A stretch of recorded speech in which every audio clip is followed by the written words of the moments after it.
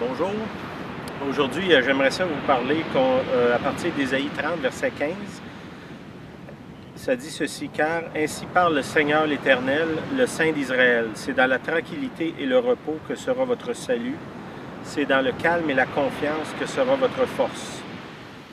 Bon, il y a 4 mots ici que je veux mettre l'emphase: tranquillité, repos, calme et confiance. C'est des choses que chacun de nous, on paierait cher pour avoir.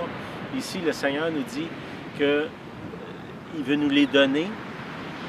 Puis notre salut, notre force va venir de ces mots-là ou ces promesses-là. Puis on peut se demander, mais comment est-ce qu'on peut entrer dans ce repos-là, avoir accès à la tranquillité, le repos, la calme, la confiance? C'est en rentrant en communion avec Dieu que ça va arriver. Puis là, on peut se poser la question, mais comment je fais pour entrer dans ça? Est-ce que je dois quitter mes activités? Est-ce que je dois m'isoler, m'en aller dans un monastère? Ou bien ces objectifs-là ou ces promesses-là sont tout simplement pas accessibles pour moi? Bon, la réponse à ça, c'est ce qu'on va essayer de voir aujourd'hui. En partie, j'ai 4 points que je vais amener. Je vais en amener 2 aujourd'hui, puis 2 dans une prochaine étude. Premier point, c'est dans nos activités au quotidien. C'est là qu'on doit aller chercher la tranquillité et le repos. Souvent, on pense que quand je vais arriver à la maison, je vais être plus calme. Quand je vais m'en aller de la maison, je vais être plus calme. Quand je vais être en vacances, quand je vais être au bureau, quand je vais être dans l'auto, quand je vais être au cinéma, quand je vais être à l'église, là, je vais être calme. Puis l'idée, c'est que le calme ne vient pas, ou la paix ne vient pas par un environnement dans lequel on est. Ça vient de l'intérieur de nous. Où que ce soit que vous soyez, vous devez être capable de rentrer dans cette paix-là. L'idée de changer notre environnement ou de changer les gens autour de nous pour trouver la paix, ça n'a pas eu beaucoup de succès pour beaucoup de monde.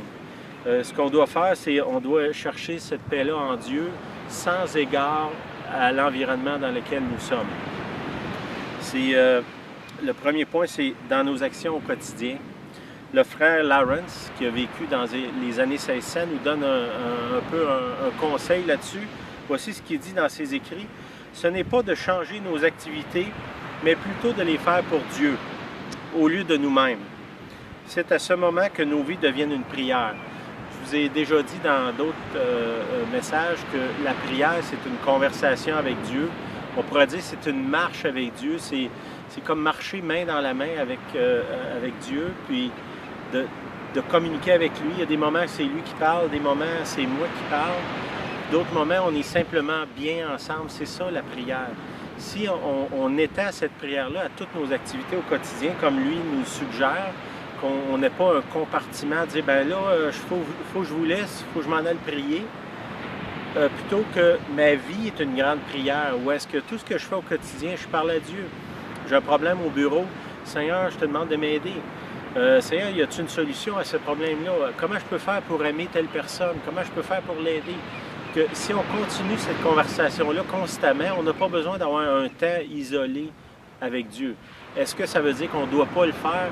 Non, on doit le faire, mais pas dans l'optique de dire, ben là, je m'en vais avec Dieu. Non, Dieu est toujours avec moi. Il y a des moments où est-ce que, je pourrais dire, on a un moment d'intimité, comme dans un couple. Il y a des moments où est-ce qu'on est intime avec notre conjoint, qu'on ne veut pas personne d'autre autour. Mais le reste de la vie, on est là ensemble, puis souvent, il y a d'autres gens qui sont avec nous autres. Est-ce que j'aime ma femme juste quand on est intime? Non. Je l'aime quand on est ensemble, quand on n'est pas ensemble, quand on est entouré de gens ils prennent notre attention ou détournent notre attention l'un de l'autre. On est toujours en amour quand même. C'est ce qu'on doit comprendre que cette intimité-là avec Dieu, elle est constante. Il y a des moments plus intenses, comme dans une vie de couple. Il y a des moments très intenses, des moments de grande intimité. Il y a des moments où est-ce qu'on fait juste qu'est-ce qu'on doit faire. Si mon travail, c'est de pourvoir pour la famille, bien, le temps que je suis à l'extérieur de la maison à travailler, dans le fond, je travaille pour ceux que j'aime qui sont à la maison, même si je ne les vois pas. Donc, ils sont là dans toutes mes actions. Tout ce que je fais au quotidien, c'est pour eux que je le fais. Donc, on pourrait prendre la même chose pour Dieu. Tout ce que je fais au quotidien, quand je travaille, puis je gagne de l'argent, que je travaille avec d'autres gens, je suis en communication avec eux. Tous ces gestes-là, j'ai fait pour Dieu. Il y a un verset qui dit dans Colossiens 3, tout ce que vous faites, faites-le de bon cœur, comme pour le Seigneur et non pour les hommes. Ici, il dit tout ce que vous faites. Ce que vous faites pour votre patron, ce que vous faites pour votre conjoint, ce que vous faites pour votre voisin, les gens à l'église, les gens dans le métro, quand vous donnez votre chaise, est-ce que vous dites, ben, je fais ça pour le Seigneur? Pas dans le sens de le dire aux gens, mais dans votre cœur, je le fais parce que c'est la bonne chose à faire, puis c'est ce que je fais pour Dieu. Puis d'amener Dieu dans toutes nos actions au quotidien. Partout où vous marchez, Dieu est là avec vous, vous n'avez pas besoin d'aller en quelque part. Dieu ne réside plus dans un temple fait de main d'homme. Il réside dans notre cœur, dans un temple qui est mon corps, que lui-même a fait. Il ne réside plus dans ce que les mains des hommes ont fait. Il réside dans ce que Dieu a fait, ce qui est notre corps. Il dit, je vais faire une nouvelle alliance avec vous, je vais venir vivre dans votre cœur. Il est là à l'intérieur de moi. Ça fait que partout où je vais, je l'amène. Mais souvent, c'est la conscience que j'ai pas. Je l'oublie ou je prends plus conscience. Puis des fois, un peu comme on fait avec notre conjoint, on le prend pour acquis. Puis des fois, il faut le redécouvrir. C'est peut-être le temps pour vous de redécouvrir votre relation avec Dieu. OK. Laurence continue en disant, peut-être des questions qu'on peut poser. Est-ce que je peux changer des couches pour le Seigneur? La réponse est oui. Tout ce que vous faites, faites-le pour le Seigneur. Est-ce que je peux courir pour lui, étudier pour lui, dessiner pour lui, souder pour lui? Oui, je peux tout faire ces choses-là pour le Seigneur. Est-ce que on peut souper en famille pour Dieu? Oui. Magasiner? Oui. Il y en a qui ont peut-être de la misère avec ça, mais oui, on peut aller magasiner puis être avec Dieu puis avoir du plaisir. Dieu aime ça quand on a du plaisir. Il aime ça être présent dans notre plaisir. Est-ce qu'on peut supporter une personne difficile pour Dieu? Oui, on peut le faire. Si on fait tout pour Dieu, tout ce qui se passe dans notre vie, Dieu est au centre de ça. Puis Laurence continue en disant, il est erroné de croire que notre temps de prière est différent de tout autre temps. Tous les gestes du quotidien devraient nous approcher de la présence de Dieu. Tout ce qu'on fait, ça devrait nous rendre plus proches de Dieu. Comment est-ce qu'on fait ça? Comme je vous ai dit tantôt, par la conversation, puis en incluant Dieu dans tout ce qu'on fait. OK, ça c'est pas mal le premier point. Il y a un frère qui me disait, ma vie, je la vis devant Dieu. Ça veut dire que mon auditoire de ce que je fais dans ma vie, mon premier auditoire, c'est Dieu. Je vis devant lui.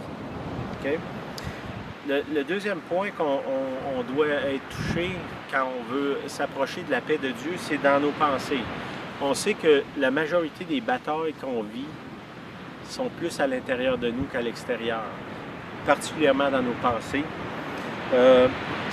C'est le terrain de bataille privilégié de nous-mêmes, du diable, puis on pourrait dire de Dieu. C'est là que la majorité de nos combats se passe. On pourrait dire qu'il y a moi, il y a Dieu, puis il y a l'ennemi, le diable, qui sont en antagoniste pour prendre le contrôle de mes pensées. Puis la Bible nous encourage à amener nos pensées captives en Jésus-Christ. C'est pourquoi il demande d'être captif, c'est que si on prend nous-mêmes le contrôle de nos pensées, souvent on vient avec des pensées vagabondes, des accusations, de la convoitise, de la jalousie, de la colère qui est là, en dedans de nous autres, sans même qu'il y ait eu un effet extérieur. Tous ces combats-là, ça se passe en dedans. Puis lui, il nous dit, si tu veux trouver la paix, tu dois soumettre tes pensées à Dieu.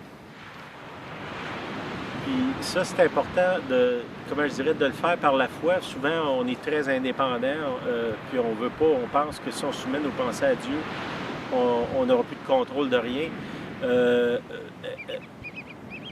Vous devez croire que de toute façon, vous ne contrôlez pas grand-chose.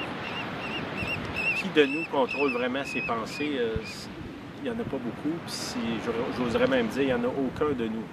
C'est si on prend le Saint-Esprit et on lui demande de nous aider, là, ça, on va vraiment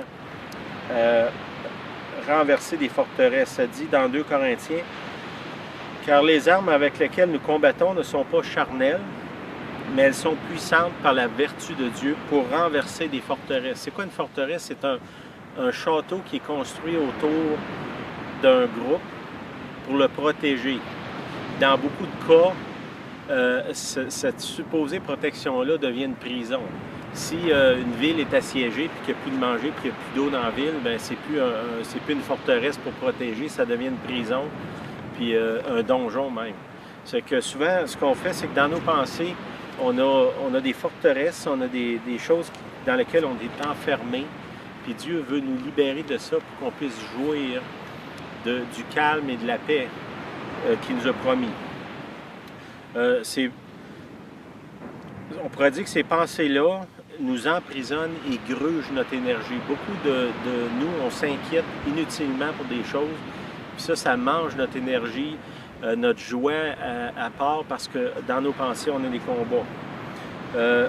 Dans 2 Corinthiens 10, ça nous dit « Nous renversons les raisonnements », encore accès en parlant de ce qui se passe dans la tête, « de toute hauteur qui s'élève contre la connaissance de Dieu ».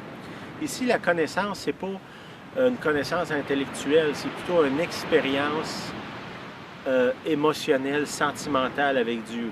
Cette connaissance-là, le mot « connaître », dans l'hébreu, c'est le même mot qui est utilisé. Une des traductions dit le mot « connaître », c'est « pénétrer ». Bon, on sait, c'est un mot qui parle d'une grande intimité. C'est ce même mot-là, connaître. On voit dans Genèse qui dit « Adam a connu Ève, puis Ève est devenue enceinte ». Le mot « connaître » ici parle d'une intimité profonde avec l'être cher, qui va produire un fruit.